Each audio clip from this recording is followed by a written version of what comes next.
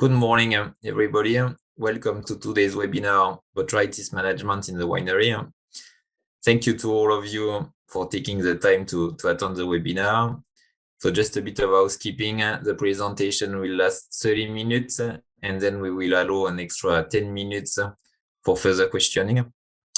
After the seminar, the recording will be available, so I will just send you a link. And also, just to say thank you for attending at the end, I just do a lucky draw, and one of you will be getting a bottle of Albert Lebrun Grand Cru Champagne. Today's webinar will be presented by Galdric Nogues. So Galdric is a fermentation manager at Lamothe-Abiet. He holds a master's degree in enology and also an MBA in wine business marketing. And he's now in charge of the New Zealand market, so he will be looking after us. Arnaud was there previously. He's the technical manager and is a bit too busy, but Galdric will be of great help, and hopefully we can see him soon when he can travel again. Yes, thanks again for attending, because I know that most of you have started. I will start very soon getting some grapes. So Galdric, all yours. Thanks. Thank you very much, Emilien, for organizing this reunion, and thank you everyone for attending the meeting. Despite I know all the work that is waiting on the vineyard for you guys. So I'm going to share the presentation right now. Normally you should see it well. Let me know, Emilien, if it's okay. Yep. You see it in full screen? Yep. Okay. I just name you animator so you can have an eye on the waiting room. Okay. If people try to enter a bit later, so you can accept them and take care of this part. So we're gonna start talking about the management of the botrytized harvest. The goal is to give you the keys and solution if you face botrytis this year, because I've heard you have a good vintage, you have a good yield, a lot of grape, but still a little bit of rain which is coming. So I'm not wishing you botrytis, but at least you can know after this presentation what to do if you face botrytis in the vineyard. So just a little bit, general introduction, the condition of development and some characteristics of the botrytis. So it is a phytopathogenic fungus which feeds with living materons, which means before you see it on the leaves, it can already be there, eating the fruit, eating the stem, eating whatever. So before you see it, it can be already there. So it is always difficult to see the botrytis the very first day it appears on the grape. All the favorable conditions are very typical for a mushroom, which is the residual humidity and the mild temperatures, which is the specific characteristic for a good development of the botrytis. And of course, when you have a big yield, a lot of grape in the vineyards, you can have insufficient aeration, which is connected to the residual humidity, which is strong. And then, of course, an increase of the development of the botrytis. And then if you have berry split as well, it is going to represent a risk for secondary contaminations. So acetic bacteria, Brettanomyces, or as well oidium, mildew, other different microorganisms that is going to alter the quality of the grape and finally the must and finally the wine we're going to produce. So the two main outcomes and consequences will be first a fungi contamination at the vineyard, and of course an heterogeneity which is going to be needed to keep in mind, because some areas will be touched by the botrytis and others not. So it is going to represent a problem in terms of organization for picking the grapes, because some of them will be sick and some of them won't be. So if we look a little bit more in details at the impact of the botrytis contamination is going to lead to an oxidation of the phenolic compounds by the lacase. So, of course, an oxidative breakdown, because the lacase it's an enzyme, polyphenol oxidase, which is going to oxidize different compounds in the wine, leading to a must browning and oxidation of the aromatic compounds. So you will lose aromatic potential and lose aromatic quality in the wine. Of course, the botrytis needs some compounds for its development, and these compounds will be the nitrogen. So it's going to cause nitrogen deficiency, and it is connected to difficult fermentation, because if you don't have any more nitrogen due to the botrytis, your yeast won't be able to ferment the right way. So fermentation kinetics will be affected by the presence of the botrytis on the grapes. And then you can have secondary contaminations, which lead to organic deviations, phenol, moldy taste, whatever. So something you absolutely want to avoid in the wine. And then one main thing as well for the botrytis will be the production of glucans, which are compounds responsible for blocking clarification and creating filtration problems as well. And they won't be removed by themselves. Once they are in the wine, they will stay in the wine. So you need to quit them and to hydrolyze them using a specific enzyme. We'll talk about it just right after. So there is different point, and as well the heterogeneity in the vineyard, which represent difficulty in the planning inputs of the grapes during harvest. So we decided with Emilien to divide this presentation in 4 parts. First, dealing with the glucans, difficult clarification and filtration. So how do we deal with the glucans using the specific enzyme beta-deglucanase? That will be the first part, improving clarification and filtrability. Secondly, the production of an aggressive polyphenol oxidase, which is the lacase. So how do we remove it? By the use of specific tannins. Most of the people think that using SO2 in a big quantity will stop the lacase, but it's only temporary, because once the sulfites will be combined with oxygen again, the lacase will start reacting again and keep its activity. And it's also the case after fermentation. Lacase is still active and still oxidizes the compounds of the wine.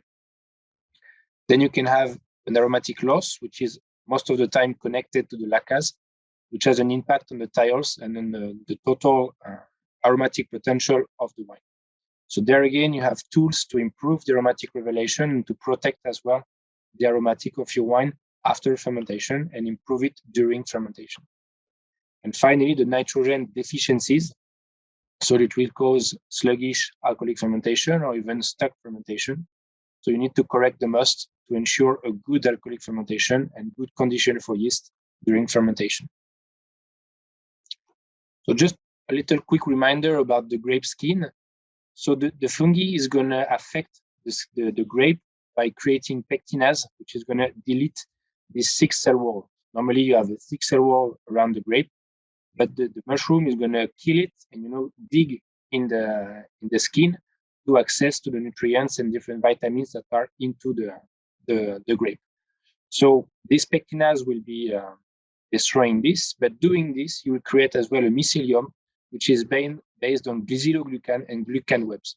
So it will create voluntarily these polysaccharides to create a network on the grape.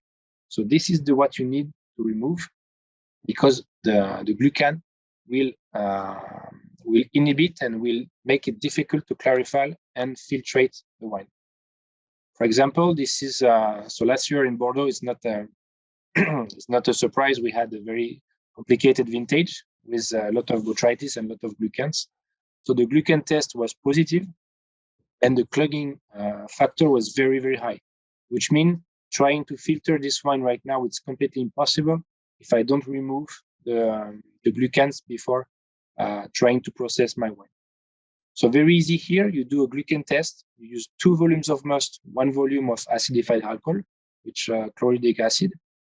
You mix gently, and if you find out a trouble that is appearing, that means you have more than 15 milligrams per liter of glucans. So it's definitely a need for an enzyme, because your wine is contaminated by the botrytis and it has had the time to produce this type of glucans. So then it is important, because the best way to appreciate the use of the glucanase is to see the Vmax, which is the maximum speed during filtration. So here, for example, you have a control, M1 on the left, and you have the combination use of pectinase and glucanase. So you hydrolyze the same way pectin and glucans, and the use of glucan itself. So you can see that the use of a specific enzyme glucans allows on white wine, for example, to make it 3 times the maximum speed, from 1,000 to 3,000 milliliters. When it comes to the red wine, it's the same kinetics. The more you hydrolyze these kind of compounds, the more you allow it to be a better filtration and easier filtration. Then finally, you have the Vinotest Pro, which is the solution we are proposing, beta-deglucanase. It has been developed with Novozymes, co-developed with Novozymes. That's why we can propose it. And it is a specific hydrolysis of the glucans that is going to be possible with this enzyme. This enzyme is FCE, which is free silamine-esterase. So we don't have any precursors of the vinyl phenol created by use of this enzyme.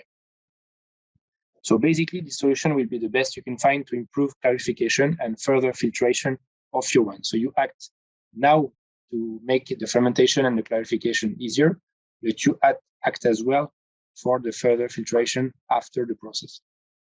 And the dosage recommended will be 60 ppm for whites and 100 ppm for reds. Then the clarification, once you have removed your glucans, then you go properly for the use of a fining agent to help flocculate and sediment the particles likely to alter the quality of the wine. And by this, I'm thinking about the oxidative and oxidated compounds, mostly in connection with the lacase or with the introduction of oxygen in the wine. So the objective will be to clarify, reduce the NTU, stabilize the wine in color, proteins, and microorganisms as well. Because if you have botrytis, you can have a lot of microorganisms as well on the wine, in the must, on the grape. So using the fining agent will stick to them and sediment. So you reduce a little bit the population of indigenous yeast using a fining agent. And as well, because you remove these oxidative compounds and some reactive tannins, you increase as well the organoleptic and the quality of your must. So here we recommend the green fine must, which is a pea protein. Pea protein is very interesting in must, and especially for white wines, because of the reactivity it has and the alternative it represents for animal products. And as well, at the pH we're talking about for Sauvignon Blanc, it is one of the fining agent which has the most and the highest zeta potential, which means the reactivity of the fining agent is very high. So just to give you in a word, the zeta potential is the difference of charge between the particle itself and the double layer right after. So it's the difference of charge between inside and on the particle. And the more this difference of charge is important, which is either negative or positive, it doesn't matter, we just look at the absolute value. The more this absolute value is important, the more the forces of attraction is high, which means the fining agents is more or less reactive. And if you look at a little benchmark of the zeta potential of different fining agents, you can see that at pH 3.2, which corresponds to a regular Sauvignon Blanc, green fine must present a zeta potential around 12, which makes it a very reactive protein to find and bounce with compounds likely to alter the wine. So here, for example, we have two pictures, one white wine and one rosé wine. So before racking, it has a slight yellow color. And the control, so that means we have done nothing after racking, still present the same color. With the use of the green fine must, you can see that the color is way different. And of course, the must is more clean, faced to the oxidative compounds. And it's exactly the same thing when you talk about the rosé. So the control present a more intense color than the modality with green fine must. And talking about oxidation, which is the main problem, we here are at the part with the lacase activity. So the lacase will react with oxygen to create quinone from the phenol acids. So once we have glutathione, as long as we have glutathione, it doesn't make a problem because the glutathione will react with the quinone and create GRP, which is a soluble, stable, and uncolored compound. So basically, it has no impact on the must. But as soon as we are running out of glutathione, then the quinone will start the polymerization and we start the browning in the must. The must will lose in quality. And as well, we're going to oxidize the ester, thiols, and terpenes. So we lose the aromatic potential of the wine. So the best way to stop it is to use fining agent, oxidation. And the best ways using two steps would be first to remove the lacase activity, so kill the snake right at the beginning. And secondly, use the fining agent to remove residual quinones from the must. Because of course, if you kill the lactase activity, you still have a little bit of quinones present in the wine, so you need to remove them as well. So you make sure there is no interaction with the color and aromatic compounds. And to kill this lactase activity, the best way is to use the tannins, because tannins will be very reactive faced to enzymes, so specifically to the lactase activity. So we have conducted some trials in Lamothe-Abiet to see what's the best kind of tannins we can find to fight with the lactase activity. And you can see here on the graph the measurement of the absorbance. So it is basically connected to the lactase activity. So the more you have lactase, the more you have an absorbance which is high, and the more you decrease it, the more the lactase activity is low. So basically, you can see very visually that the most adapted tannins to stop the lactase activity will be the protannin air and the gallic tannin. So two of them act very quickly and reduce the lactase activity. And then it is interesting to see as well that each tannin will be positioned on white and red wines, because the proanthocyanidic, which comes from the skin and the grape of the skin and the seeds of the grape, they have this particularity to color the must. So if you use it on white wine, you will color your white. So it is specific protannin air for red wines, and gallic tannin doesn't have this property. So tannin gallic will be only for use on white wines. So two of them will be solutions to stop lactase activity. So just to show you some results of some trials. So on the left, you have the botrytis. So we evaluated the dosage of gallic tannin needed to stop the lactase activity. So it corresponds to a unit of lactase activity. And we decided to use half a dose or a full dose of tannin gallic recommended by the botrytis. And then we left the must 16 hours in contact with oxygen, and we took the picture. So visually, I don't think it's very clear here, but you can see that the half dose and 1 dose of tannin gallic stayed rosé, while the control became to be a little bit brown and not the right color. So the browning is already processing 16 hours after the contact with oxygen. So basically here, the full dose of gallic tannin allowed to keep the right color and basically stopped the lactase activity right from the beginning. And then it comes to red. So protannin air will be more suitable to use on reds. So here we have measurement of the lactase activity of 4 units per milliliter.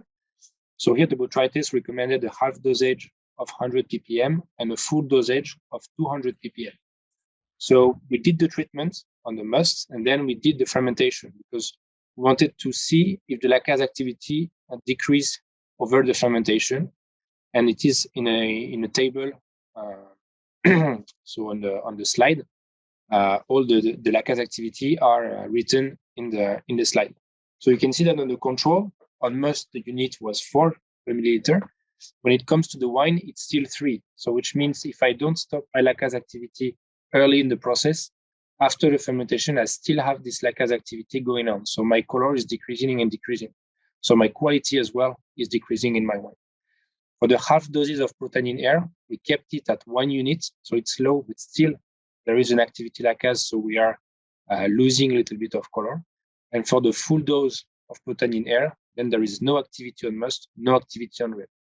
And visually, you can see on the picture that the control has not a very nice color. You see something not nice is happening with the control.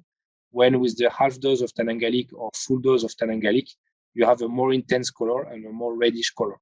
And that's exactly the same thing we can see with the analytics down the slide, with an intensity of the color, which is 60% higher in the modality where we used the protannin air.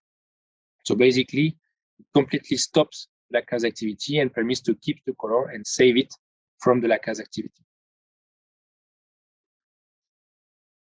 Then we go on with the part with the aromatic increase, because at this point, we have solved the problem of the lactase and solved the problem of the glucans. So my wine is my must is well clarified. So I'm going right to the fermentation. So here, 2 options for the aromatic optimization. It will be to protect my aromatic potential using inactivated yeast rich in glutathione. This compound is very interesting because it has a strong reductive power, and in aroma protect, it corresponds to more than 50% of the total reductive compounds in the product. So it's very interesting to use it to preserve the aromas because it will be instant action and instantly reducing the mechanisms of oxidation in the must. So I can use it either at the beginning of the alcoholic fermentation, so 300 ppm, or I can use it as well at the end of alcoholic fermentation, so around 5 brix, to help protecting the aroma over time if I want to age a little bit my wine.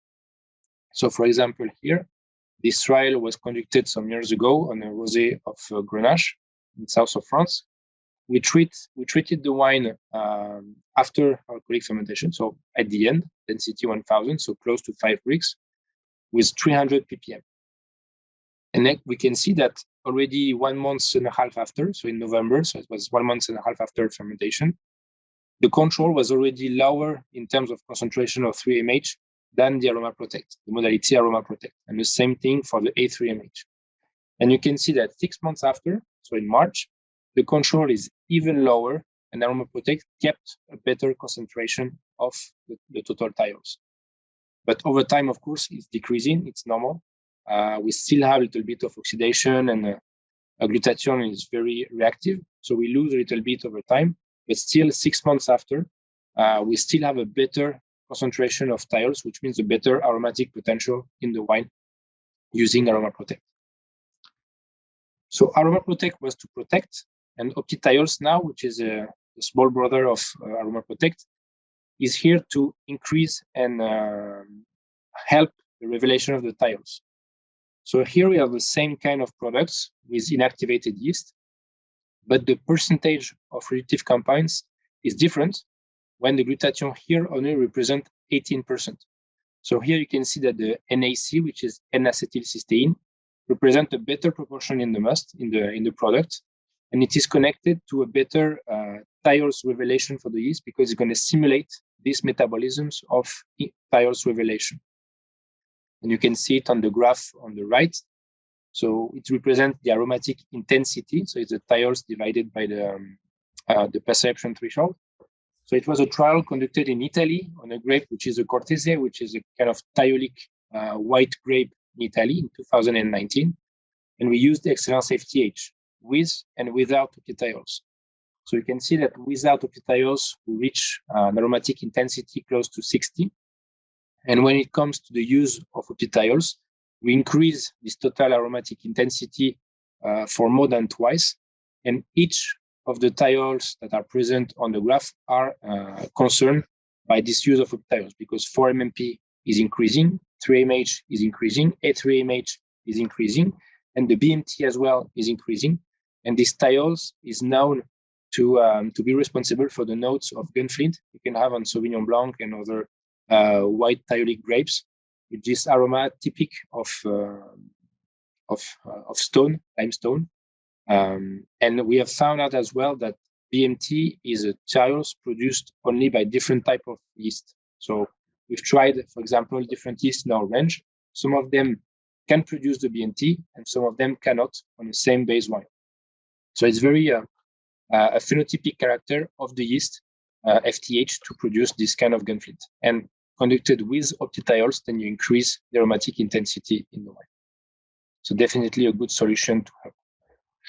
And another good solution to help is to combine the use of OptiThiols or the FTH with the nosym thiols, which is an enzyme specific activity for beta-aliase, which basically does the same thing that the yeast does in the must. So in the must, you have the grape juice, which is full with precursors of thiols connected with cysteine, glutathione, etc.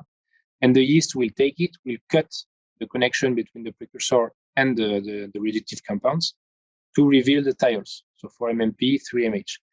And then there is a specific activity which is called N-acetyltransferase, which is going to transform the 3-MH into A3-MH.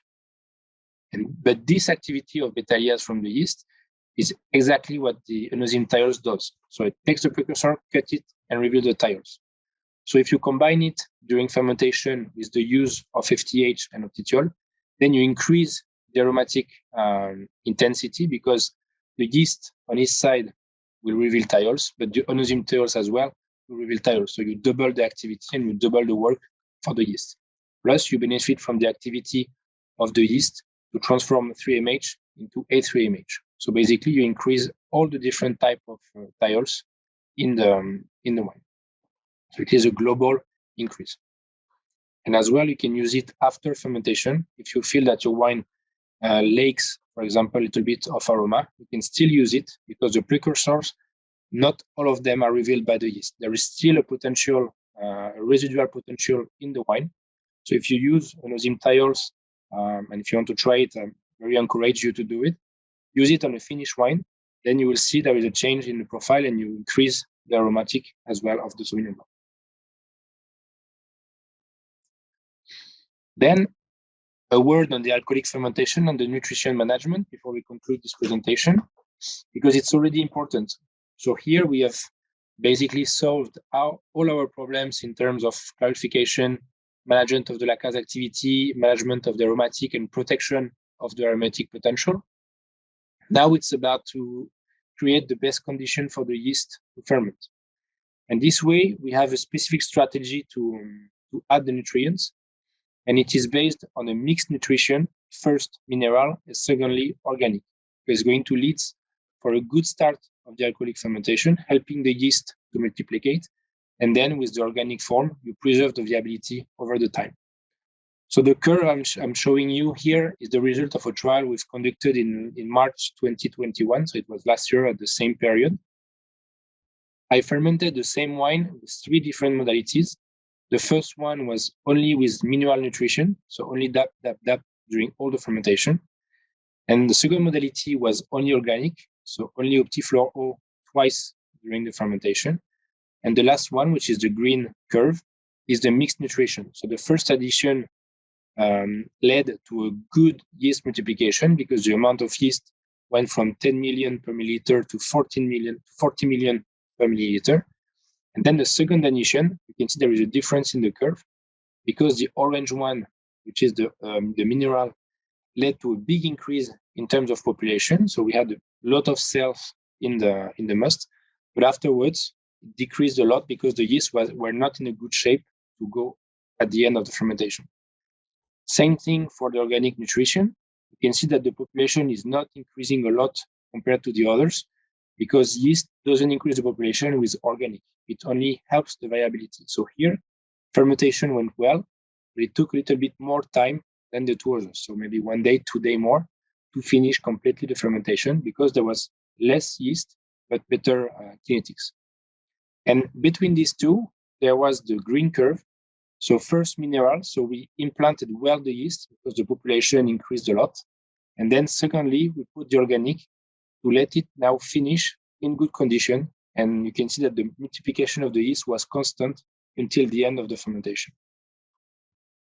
So basically the use of mineral first and later organic forms is the best strategy to really to have a good shape of the fermentation and to enhance either the aromatic revelation and the consumption of all the sugars. So what we recommend is to correct the carency as soon as possible with DAP, which is the mineral form, and then to complete with thiamine, which is an essential vitamin, and thiamine has a role into transferring the sugar into the cell and as well in the cycle of Krebs, the Krebs cycle, to help the yeast to have a good metabolism. And at the third of alcoholic fermentation, you can complete with the organic nutrition with Optiflor O.